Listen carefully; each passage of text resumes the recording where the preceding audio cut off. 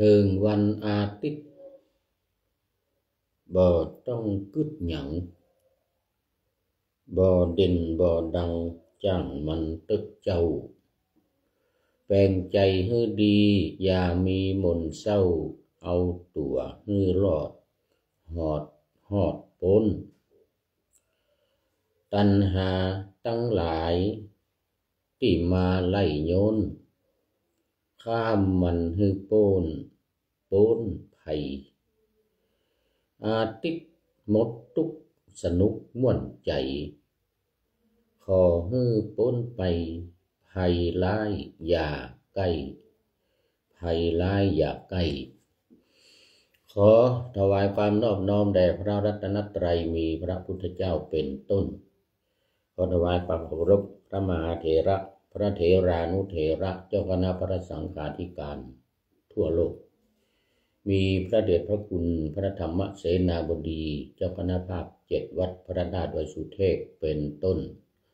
และขออำนวยพรแด่ท่านผู้ฟังท่านผู้ชมสาธุชนพุทธบริษัททั้งหลายวันนี้รายการนาวาวังทองภาคบ่ายของวัดพระธาตุดอยสุเทพมีพระเดชพระคุณหลวงพ่อพระธรรมเสนาบดีเจ้าคณะภาค7เจ้าอาวาสวัดพระธาตุดอยสุเทพเป็นประธานออกอากาศทางสถานีวิทยุ2แห่งคือที่วัดพระธาตุดอยสุเทพสถานีวิทยุพระพุทธศาสนาแห่งชาติและจริยธรรมระบบ FM 96 เมกะเฮิรตซ์มีพ่อครูวันลบนามวงพรหมเป็นผู้อำนวยการอาจารย์พระมหาประสิทธิ์ประสาธิโกเป็นหัวหน้าสถานีและอาตมภาพพระครูปริยัติยานุศาสตร์เป็นผู้บรรยายตอนนี้ขอต้อนรับพระเดชพระคุณหลวงพ่อสุทธิสงึมรำจากจังหวัดบุรีรัมย์พร้อมด้วยหัวใจใสๆGood morning Happy Birthday เป็นประจำวันนี้เข้ามาแต่หัวรุ่งเขาเรียกว่าไก่ยังไม่ทันโหพระสุริโยยังไม่จับขอบฟ้าหลวงพ่อก็เข้ามาแล้วขอกราบขอบพระคุณเป็นอย่างยิ่งวันนี้รายการนาวาวังทองของวัดพระธาตุดอยสุเทพเนี่ยก็บันทึกเสียงล่วงหน้ามานิดหน่อยประมาณ38 นาที35 นาทีนี่เดี๋ยวรายการจะออกอากาศเวลาบ่าย 3 โมงถึงบ่าย 4 โมงที่สถานีวิทยุสสว.วัดฝายหินตำบลสุเทพอำเภอเมืองจังหวัดเชียงใหม่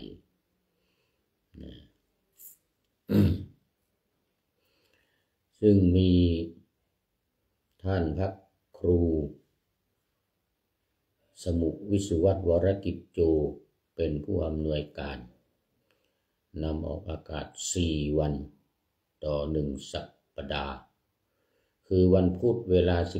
17-18 นาฬิกาวันศุกร์และวันเสาร์เวลา 14-15 นาฬิกา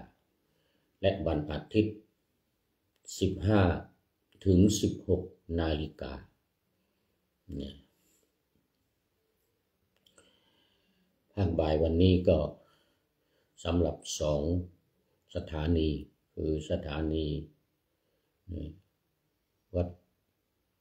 วิทยุวัดฝายหินเวลาบ่าย 3 ถึงบ่าย 4 โมงสำหรับวัดพระธาตุดอยสุเทพนั้นก็วันศุกร์กับวันเสาร์บ่ายโมงถึงบ่าย 2 โมง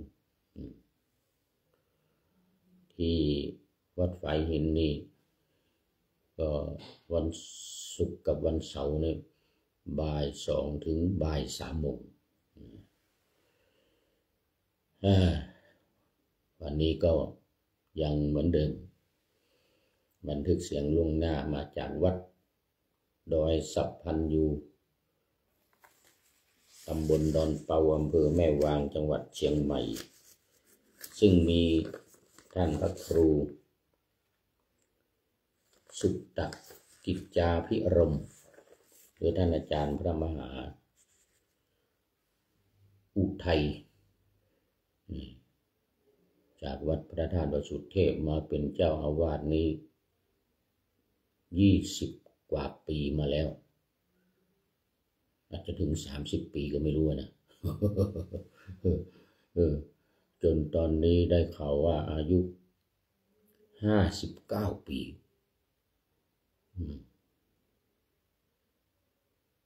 โอ้50 ปี50 ปีมานี่ตั้งแต่เป็นพระหนุ่ม20 กว่าปีแล้วตอนนี้ก็รักษาการเจ้าคณะอำเภอแม่วางนี่อีกไม่นานสัก 2-3 เดือนนี้ก็จะเป็นเจ้าคณะอำเภอละต้องขอโมทนาขอบคุณกับท่านพระครู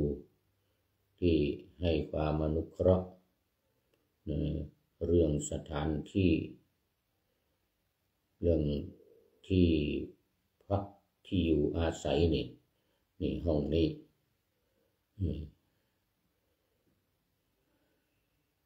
ผ้าม่านอยู่ข้างหลังนี่สวยงาม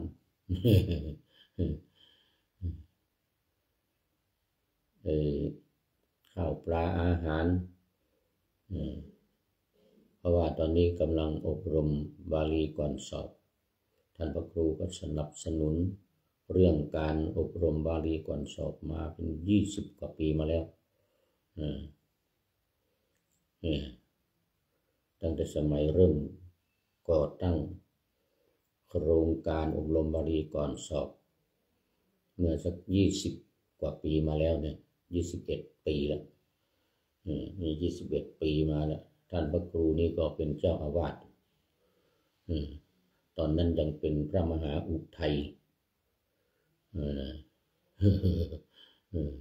เป็นพระมหาอุทัยพอมาอยู่ต่อ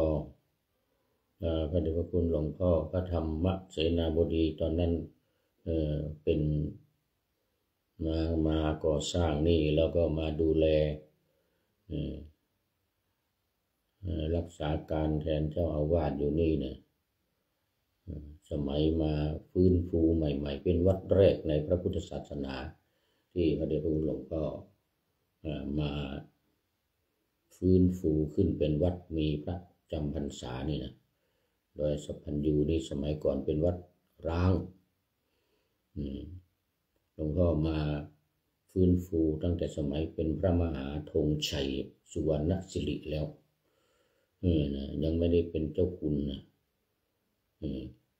ต่อมาเป็นเจ้าคุณแล้วก็เป็นเจ้าคณะอำเภอแม่วางนี่รูปแรกด้วย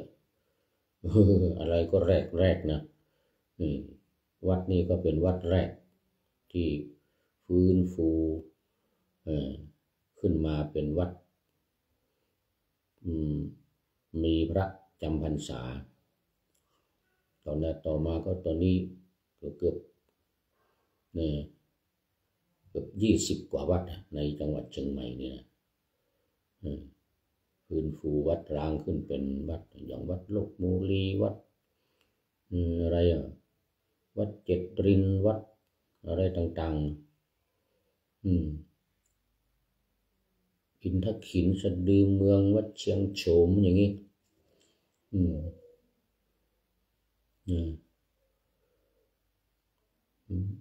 ฟื้นฟูขึ้นมาเป็นวัดนี่วัดยางกวงอย่างเงี้ยนะวัดร้างทั้งนั้นวัดเก่าวัดแก่สมัยโบราณ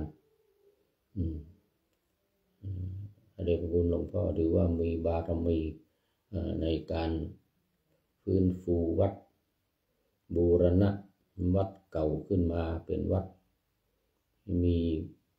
พระจำพรรษานี่นะจำนวนมากมายมหาศาลนู่นถึงอำเภอแม่ริมแม่แตงอำเภอฝางนู่นพระธาตุศพฝางนู่นวัดราชครูอย่างงี้ที่อำเภอแม่แตงเลยนะวัดเปิงฟ้าป่าอ้อยอำเภอแม่ริมอย่างนี้นะที่แม่วางนี้นอกจากวัดดอยสะพันยูแล้วก็ยังมีวัดสันขยอมนะนู่นใกล้บ้านกาดนู่นวัดสันขยอมโอ้จำนวนเกือบ20 วัดโอ้ตอนนี้ขอต้อนรับคุณโยมกนกวรรณชุตินทราศรีกนกวรรณชุตินทราศรีโอ้จากรันคอนประเทศอังกฤษUK รันคอนใกล้วัดพระสิงห์ UK โอ้โมทนาเป็นอย่างยิ่งนี่เข้ามาแล้วนี่ต่างประเทศก็มาแล้วตอนนี้ยังเป็นตอนเช้ามั้งนี่ต่างประเทศนี่นะ7 ชั่วโมงนะต้องนับถอยจากนี้ไปนะบ่าย2 โมงแล้วตอนนี้นะ1 เที่ยง 11 10 9 8 7โอ้กำลัง7 โมงเช้า7 นาฬิกาโอ้ในที่ประเทศอังกฤษกำลัง7 นาฬิกาตอนเช้าวัดพระสิงห์ UK ตอนนี้กำลังทำวัดเช้าอยู่ในถึง8 โมงเลยนะทำสมาธิภาวนาละเดี๋ยวถึง8 โมงแล้ว FC จากวัดพระสิงห์ UK จะมาแล้วท่านอาจารย์กายอาจารย์หานรงค์โสภณธรรมโมนะวัดพระสิงห์ UK นะเดี๋ยวทำวัดเช้าเสร็จก็คงจะเข้ามาในรายการนะจะเข้ามาในรายการโมทนากับคุณโยมกนกวรรณชุตินทราศรีเป็นอย่างยิ่งไว้ณโอกาสนี้แล้วตอนนี้ขอโมทนาเจ้าภาพภัตตาหารเพลวันนี้พร้อมด้วยน้ำชานมไข่มุก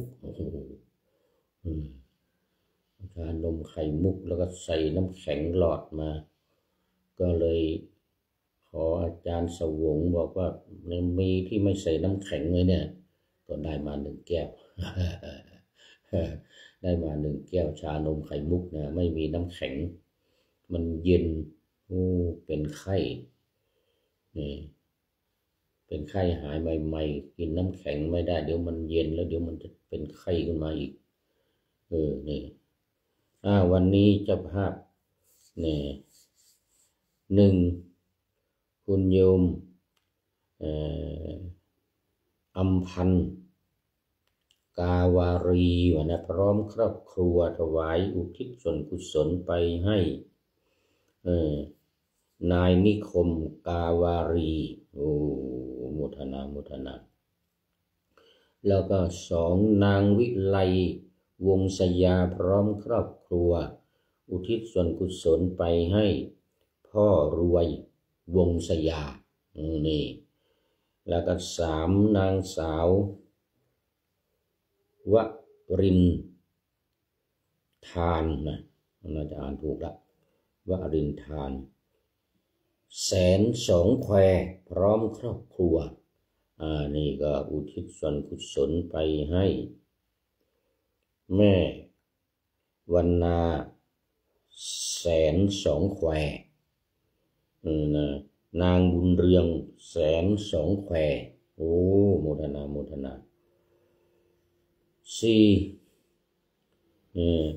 นางสาวคัตริยาวงศยาพร้อมครอบครัว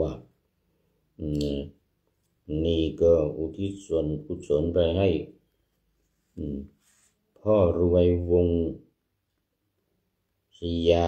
เดี๋ยวพ่อรวยวงศยาโมทนาห้าร้อยตำรวจตรีอินสอนนางมุกดามูลล่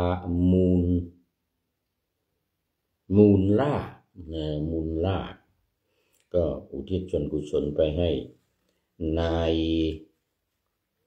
จิรพันธ์มูลล่าแล้วก็หกนายพีรพัฒน์หานกิจจานุรักษ์นี่ก็อุทิศส่วนกุศลไปให้นายจิรพันธ์มูลล่าเหมือนกันโมทนาเป็นอย่างยิ่งนี่กับเจ้าภาพในวันนี้อาหารก็โอ้โหลาบปลาเพี้ยนี่นะสุดยอดเลยท่านเจ้าคุณสิทธิวชิรานุกูลนี่ท่านอาจารย์พระมหาเมี่ยงของเรานี่นะก็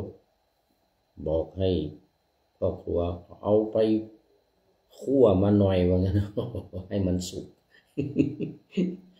มันไปลาบปลาเพี้ยดิบเอาไปคั่วมาหน่อยว่างั้นนะเราไปคั่วมา5 นาทีได้แล้วสุดยอดเลยวันนี้มีทั้งแกงข่าไก่แกงข่าหมูนะแกงข่าใส่กระดูกหมูสุดยอดเลยแล้วก็มีอะไรอีก2-3 อย่างนี่ส้มตำโอ้โหสุดยอดเลยส้มตำนี่นะสุดยอดเลยวันนี้วันนี้เรียกว่าเมนูพิเศษเลยทีเดียวนะเมนูพิเศษเลยนะแถมด้วยน้ำชานมไข่มุกนี่นะได้ที่ไม่ใส่น้ำแข็งมาให้ผู้พูดด้วย สุดยอดเลย โมทนาอุทิศบุญกุศลนี่ขอให้ผู้ล่วงลับไปแล้วนี่ได้รับบุญกุศลเป็นข้าวปลาอาหารน้ำปานะเสื้อผ้าในของทิพย์10 ประการมีข้าวเป็นต้นเลยนะข้าวทิพย์น้ำทิพย์10 ประการเลยนะขอให้ได้รับในสัมปรายภพโน้นเทินอะไรวันนี้โมทนาเป็นอย่างยิ่งเอามาเข้าสู่เนื้อหาสาระของธรรมะกันเลยเดี๋ยวมาวิหารลายจะเสียเวลาไปมากวันนี้รายการธรรมะนาวาวังทองก็สืบเนื่องมาจากโครงการปูทางสู่ธรรมนาวาวังของสำนักพระราชวังพระที่นั่งอัมพรสถานพระราชวังดุสิตนั่นของพระบาทสมเด็จพระเจ้าอยู่หัวพระวชิรเกล้าเจ้าอยู่หัวซึ่งมีพระราชศรัทธาในปฏิปทาการปฏิบัติของสำนักศึกษาธรรมโดยธรรมนาวาจังหวัดเชียงรายของพระเดชพระคุณหลวงพ่อพระราชยานะวชิระชิโนดมหรือท่านเจ้าคุณอาจารย์ต้น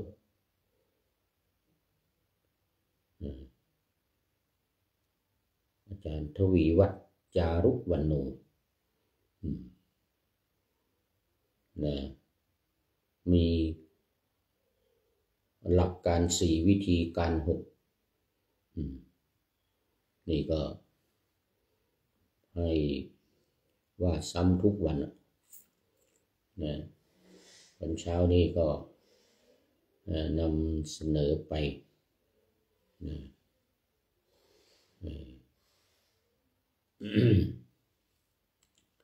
หลักการ4วิธีการ6ก็คือ1ระลึกพระรัตนตรัย2ท่องธาตุ4ดินน้ำไฟลมเลยนะ3ท่องขันธ์5รูปเวทนาสัญญาสังขารวิญญาณนี่นะ4จัดขันธ์5นี่ลงในอริยสัจ4นี่หลักการ4อย่างนี้เป็นหลักการใหญ่ใจความที่สำคัญของโครงการปูทางสู่การตื่นรู้ธรรมนาวาวังส่วนวิธีการ6ก็คือ4อย่างนี้เหมือนกันแต่ก็ไปเพิ่มข้อ3นะจากข้อ2แล้วเพิ่มข้อ3เข้ามาการ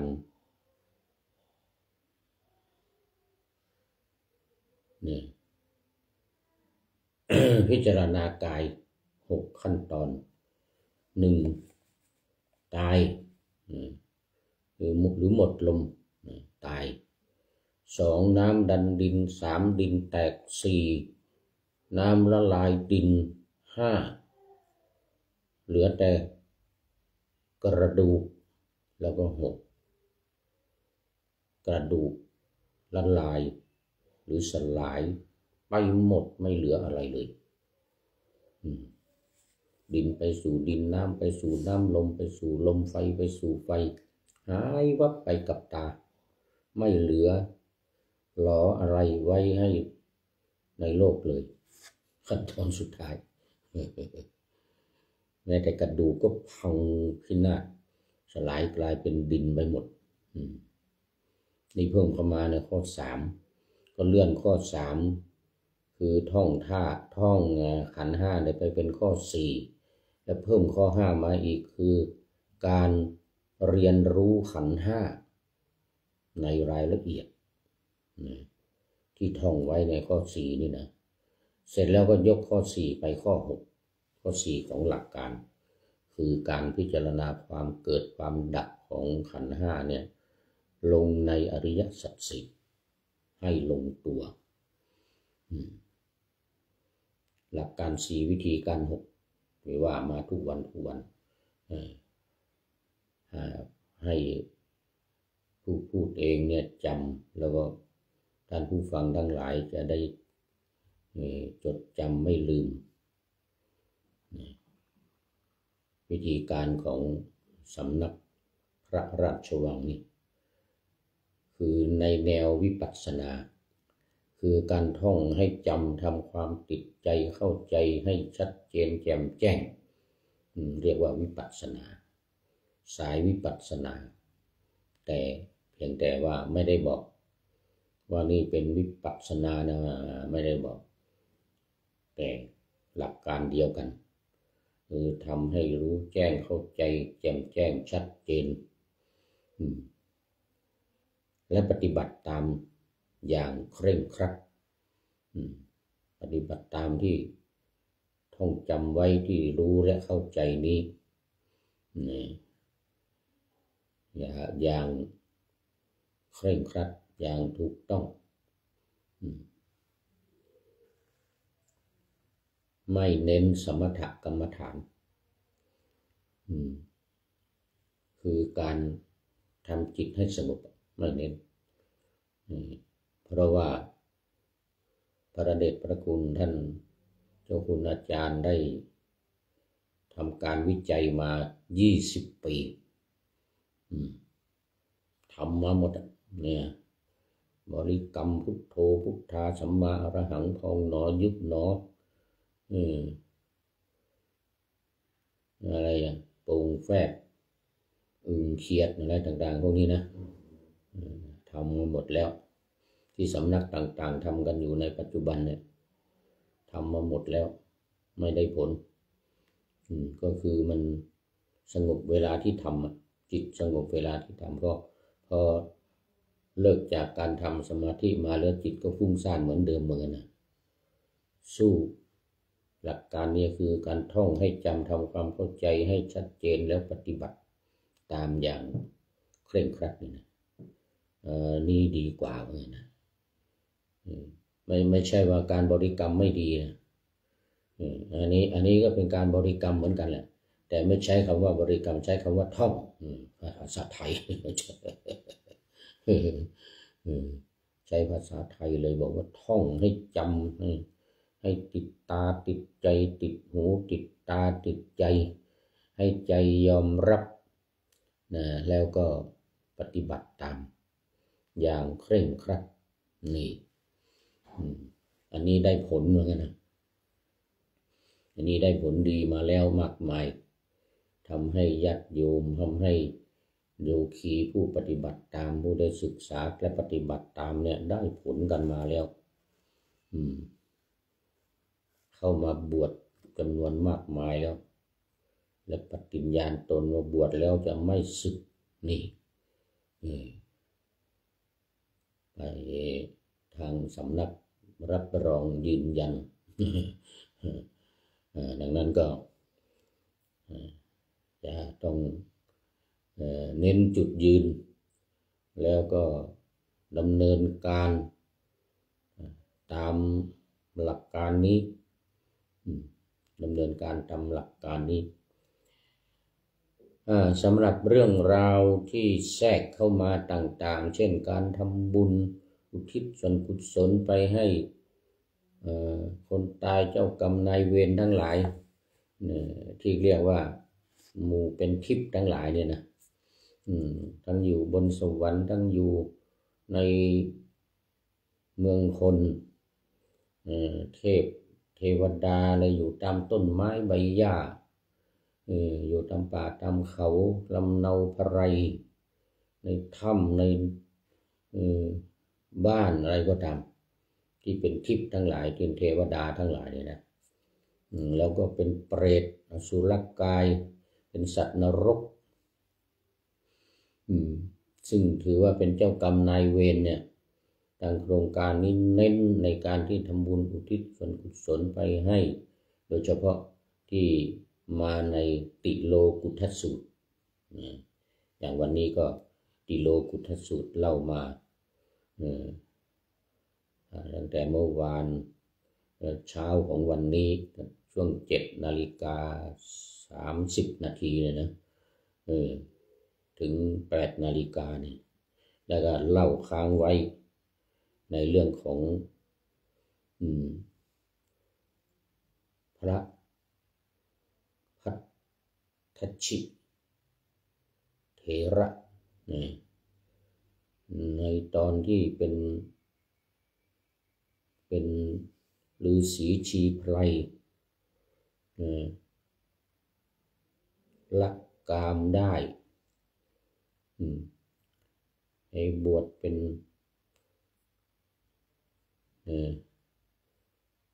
นฤาษีตอนนั้นมันไม่มีมีละพระพุทธเจ้าว่านามว่าปทุมุตตละพระนามว่าปทุมุตตละแต่ยังไม่ได้บวชในพระพุทธศาสนาบวชอยู่ในลัทธิเป็นลัทธิสมัยนั้นน่ะก็เป็นฤาษีนี่แหละออกอยู่ป่าแล้ววันหนึ่งก็พระพุทธเจ้าปทุมุตตละนี่เหาะมาทางอากาศท่านพัทธชิเถระนี่นะตัวเองเป็นฤาษีนี่นะดีอกดีใจถวายบังคมพระศาสดาปทุมุตตละพระศาสดาปทุมุตตละก็เสด็จลงมาโปรดแสดงธรรมให้ปรากฏว่าได้บรรลุเป็นโสดาบันเลยทีนี้ ขอบวช ขอบวชในพระพุทธศาสนาในยุคนั้นนะยุคพระเจ้าปทุมมุตตละเสร็จแล้วก็พอสิ้นอายุก็ขึ้นไปเกิดบนสวรรค์และท่องเที่ยวไปในกามภพทั้งหลายลงมาเกิดในเมืองมนุษย์บ้างอะไรบ้างจนมาถึงสมัยพระพุทธเจ้าพระนามว่าวิปัสสีตอนนี้ขอต้อนรับคุณโยมแม่จันเพ็ญคำโพธาลูกศิษย์เอกของท่านอาจารย์มหาวิษณุจารุธรรมโมวัดเจ็ดรินกราบสาธุหลวงพ่อสาธุเจ้านะโมทนายกกระพุ่มมือมา3 กระพุ่มมือ เมื่อวันก่อนมาถวายภัตตาหารเพลที่วัดดอยสะพันอยู่นี่พร้อมกับคณะลูกศิษย์ของวัดเจ็ดรินนี่นะมากันเยอะแล้วก็โยมแม่กิ่งแก้วเนี่ยก็มาด้วยแล้วก็มีหลายท่านมาบอกว่าเฟซขัดข้องนะเข้ามาในรายการเนี่ยเข้าไม่ได้เหมือนกันนะติดตามชมอยู่ฟังอยู่ตลอดนะโยมแม่เดี๋ยวก่อนลืมชื่อไปก็เลยว่าต้องไปติดต่อ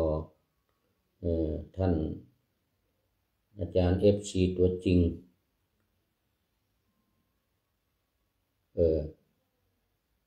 ท่านสุริยันคำปาวัดพระธาตุดอยสุเทพเลยนะเพื่อที่จะเอาเฟซ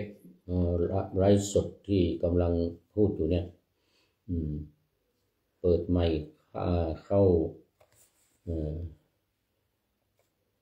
แอดเข้ามาใหม่ให้มันคอมเมนต์เข้ามาได้ว่างั้นนะ ครูยาหรือยังไงเนี่ยนะกศนนะมันจริงมีเฟซอยู่ในนี่นะเห็นเฟซอยู่มีรูปพระเดชพระคุณหลวงพ่อพระเทพมังคลาจารย์หลวงพ่อเจ้าคณะจังหวัดลงมาในโปรไฟล์อยู่ด้วยในว่าแต่ว่าเข้า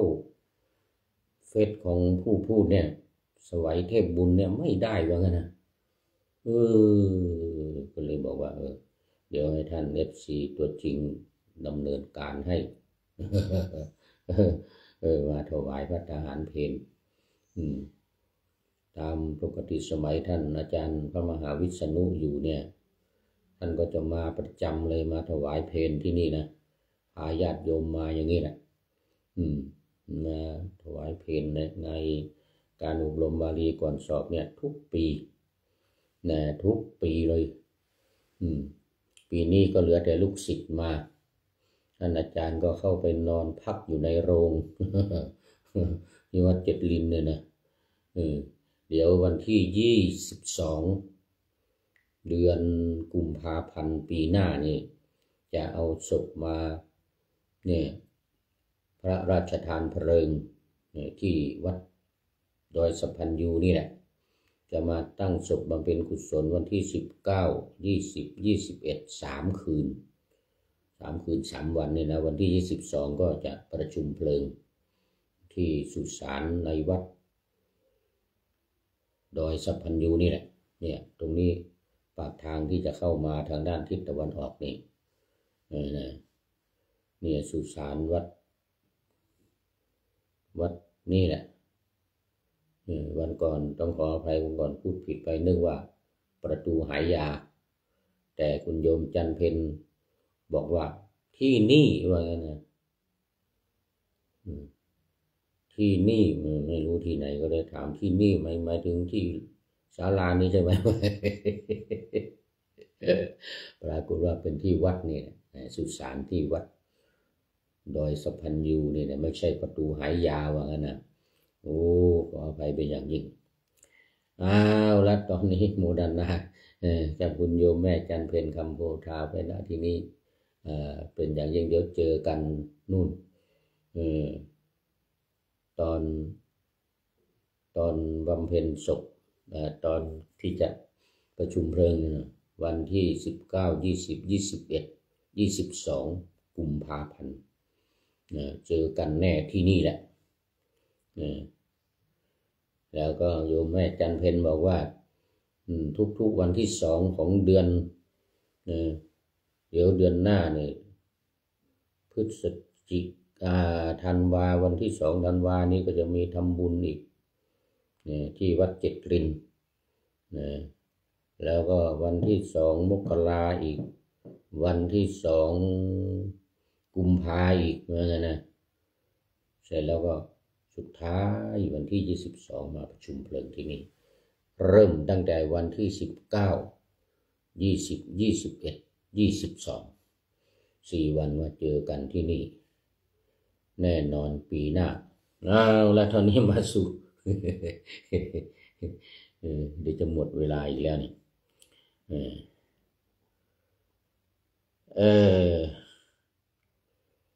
นะมาถึงพอท่องเที่ยวไปมาในวัฏสงสารนี่นะท่านพัทธชีตนี่นะทำบุญสุนทานอะไรเนี่ยนะเมื่อโลกว่างจากพระพุทธเจ้าก็บำรุงพระปัจเจกพุทธเจ้าประมาณ500ด้วยปัจจัย4ด้วยปัจจัย4จุติจากมนุษย์โลกแล้วบังเกิดในราชตระกูลสืบราชสมบัติมาโดยลำดับบำรุงพระปัจเจกพุทธเจ้าเมื่อพระปัจเจกพุทธเจ้าปรินิพพานแล้วเก็บพระธาตุมาก่อพระเจดีย์บูชานะเรามาถึงนี้ตอนเช้านี้นะอันนี้เราก็จะได้มาเล่าต่อในพุทธุปบาทการนี้คือสมัยพุทธเจ้าของเรานี่นะเมื่อ 2,000 ปีมาแล้วเกิดเป็นบุตรคนเดียวของพัทธิยะเศรษฐีผู้มีสมบัติ80 โกฏในพัทธิยนครได้มีนามว่าพัทธชิอิสริยสมบัติโภคสมบัติและบริวารสมบัติของท่านได้มีเหมือนพระโพธิสัตว์ในภพสุดท้ายในภพสุดท้ายเพราะว่าเกิดเมืองพัทธิยนครแล้วก็เศรษฐีชื่อพัทธิยะตัวเองก็เลยชื่อว่าพัทธชินะพัทธชิพัทธิยนครนี่ก็รู้สึกว่าจะอยู่ใกล้ๆกับเมืองพาราณสีนะอยู่ในแคว้นโกศลนี่แหละแคว้นเดียวกันนี่แหละแคว้นโกศลในครั้งนั้นพระผู้มีพระภาคทรงจำพรรษาอยู่ในนครสาวัตถีเมืองสาวัตถีเสด็จไปพัทธิยนครพร้อมกับภิกษุสงฆ์หมู่ใหญ่เพื่อจะทรงสงเคราะห์พัทชิกุมารจึงประทับอยู่ณชาติยาวันชาติยาวันก็ในเมืองพัทยนครนะพัทยนครใกล้ๆพาราณสีเลยจากนี้ไปเลยจากที่ไม่ใช่ที่นี่นะสาวัตถีเมืองสาวัตถีโน่นไปใกล้ๆเมืองพาราณสีพัทชิกุมารนั่งอยู่บนปราสาทชั้นบนเห็นมหาชนเดินทางไปฟังธรรมในสำนักของพระผู้มีพระภาคเจ้าจึงตามไปพร้อมด้วยบริวารเป็นอันมากได้ฟังธรรมและทำกิเลสทั้งมวลให้สิ้นไปสุดยอดบรรลุพระอรหันต์แล้ว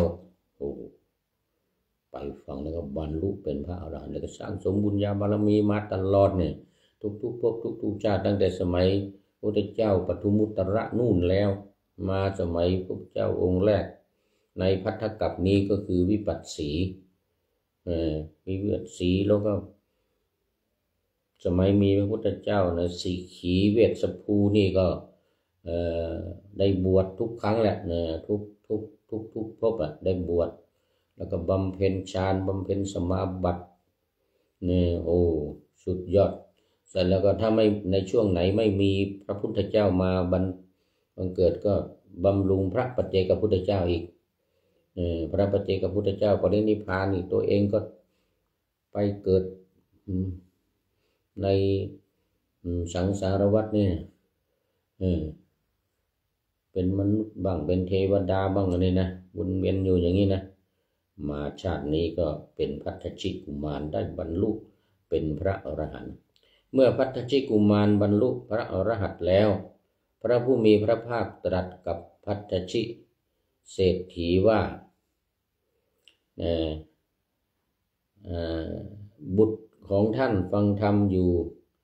ได้ตั้งอยู่ในพระอรหันต์แล้วการบวชของพัทธชิกุมารนั้นในบัดนี้สมควรแล้วถ้าไม่บวชจะต้องปรินิพพานเหมือนกันนะไปบอกพัทธิยะเศรษฐีว่าบุตรชายของท่านเป็นพระอรหันต์แล้วต้องบวชภายใน7 วันนี่นะถ้าไม่บวชภายใน7 วันนี้ก็จะปรินิพพานเพราะฉะนั้นจะต้องบวชเพราะเป็นพระอรหันต์แล้วจะอยู่บ้านไม่ได้เหมือนพระเจ้าสุโธทนะพุทธองค์ไปโปรดจนบรรลุเป็น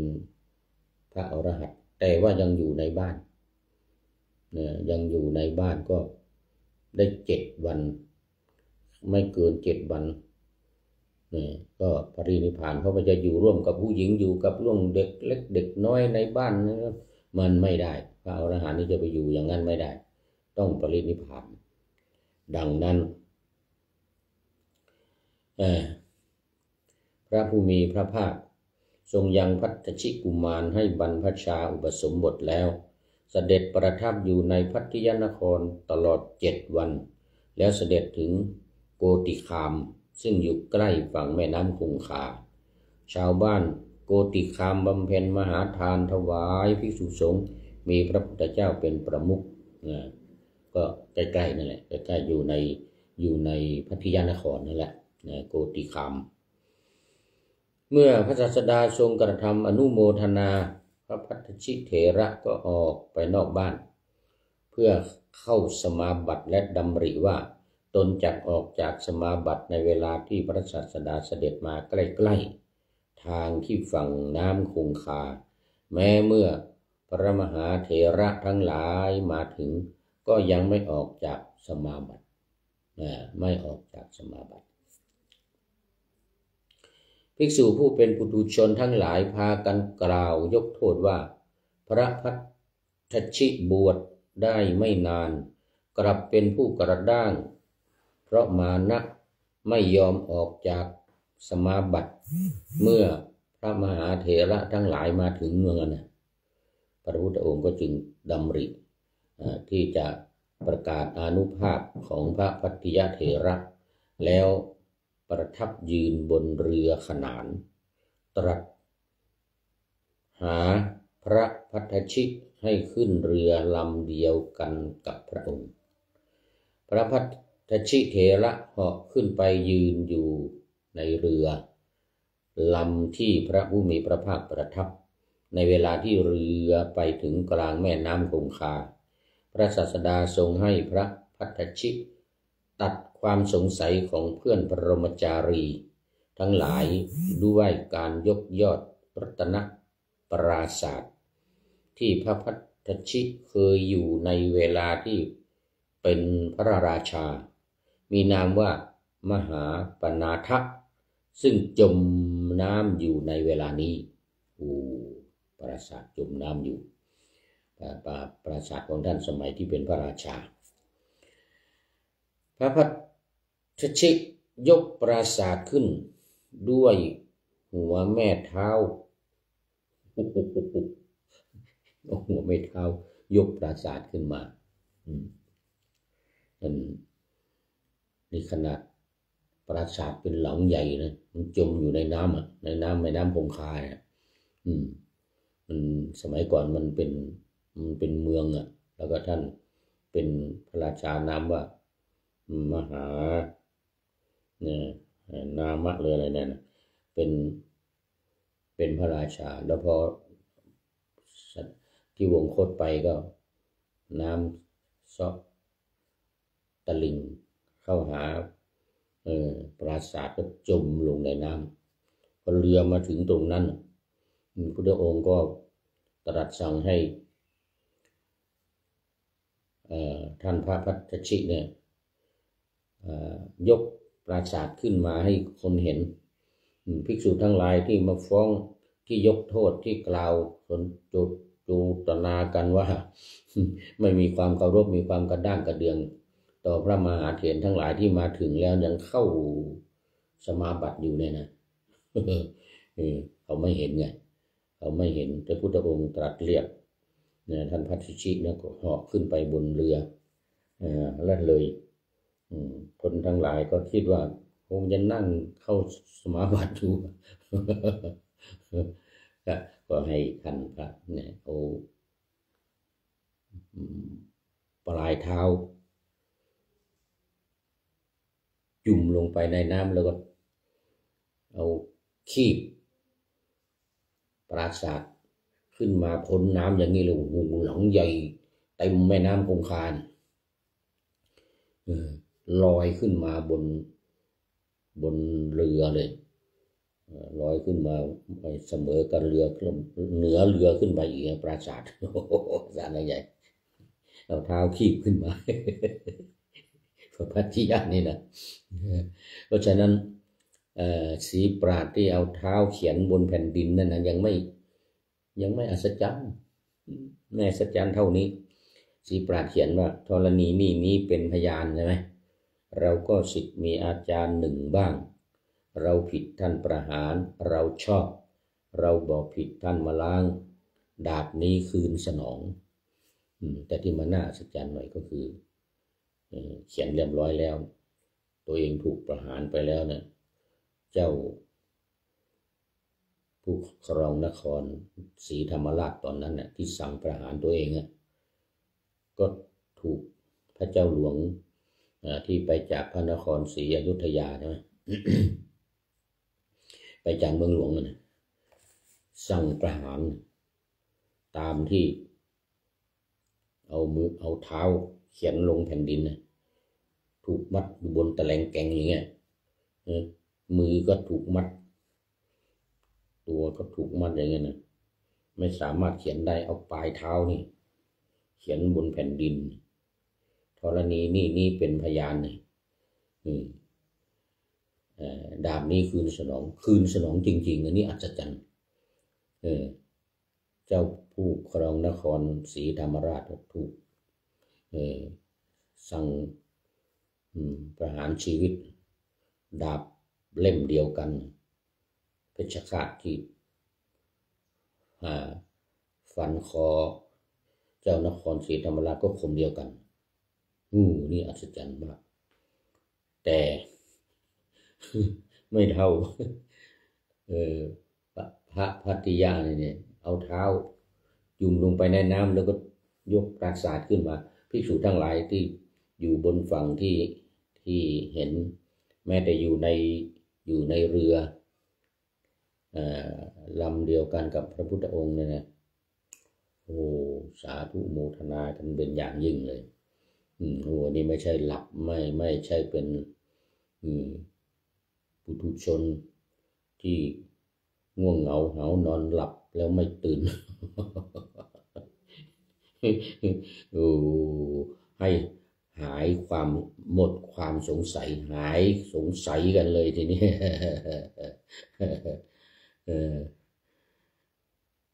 พระพัทธิยะยกปราสาทขึ้นด้วยหัวแม่เท้าแล้วชะลอปราสาทอยู่สูง25 โยชน์โอ้โหสูงขึ้นไป25 โยชน์25 โยชน์นี่1 โยชน์ก็16 กิโลเมตรนะระยะความยาวเอา16คูณ25 16คูณ25นะมันจะเป็นเท่าไหร่ก็เป็นเท่านั้นกิโลเมตรนะสูงขึ้นไปบนอากาศนะลอยจากบนน้ำเลยนะเอาเท้าคีบขึ้นมาอย่างนี้นะ สุดยอดนี่ไหนเวลาเท่าไหร่ยังไม่หมดญาติทั้งหลายในภพก่อนของท่านเกิดเป็นปลาเป็นเต่าและเป็นกบญาติของท่านเนี่ย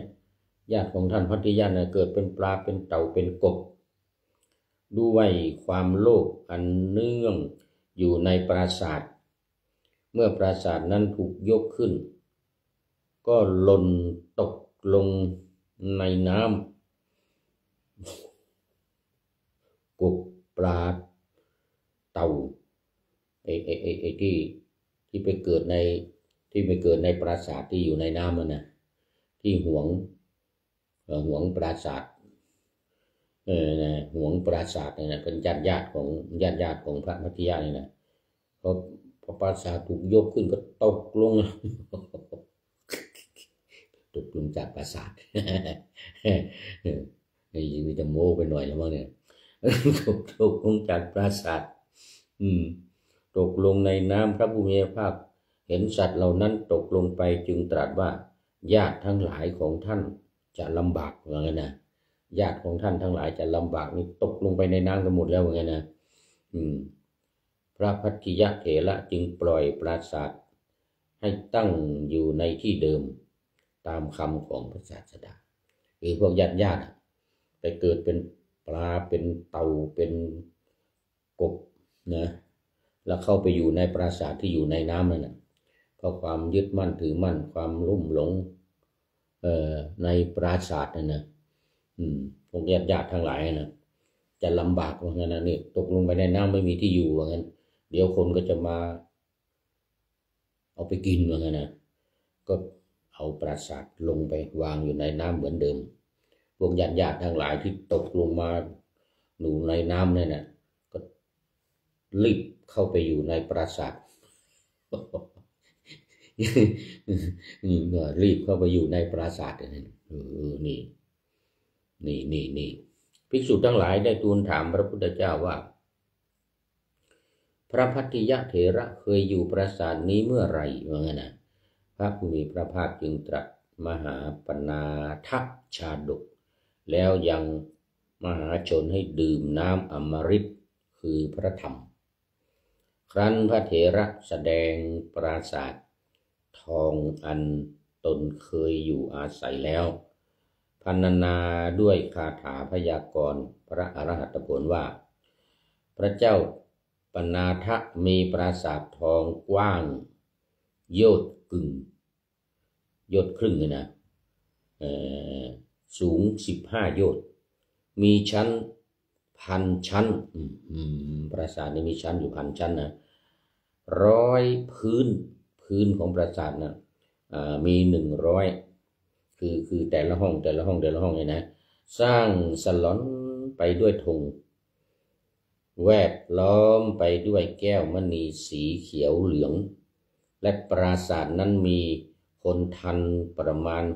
6,000 แบ่งเป็น7 พวกพากันฟ้อนรำอยู่ฟ้อนรำอยู่ในปราสาทอยู่ในน้ำนะเดี๋ยวกันฟ้อนรำอยู่พระพัทธิยะเถระได้พาสิทธิคาถาดังนี้ว่าในกัปที่แสนแต่ภัททกัปนี้100,000นะจากภัททกัปนี่นะเราได้ถวายเง่าบัวใดในการนั้นด้วยการถวายเง่าบัวนั้นเราไม่รู้จักทุกขติเลยนี้เป็นผลแห่งการถวายเง่าบัวเอาเง่าบัวถวายพระสงฆ์ถวายพระพุทธเจ้าพระสงฆ์มีพระพุทธเจ้าเป็นประธานในสมัยนู้นนะในภพนั้นนะก่อนที่จะมาในภพนี้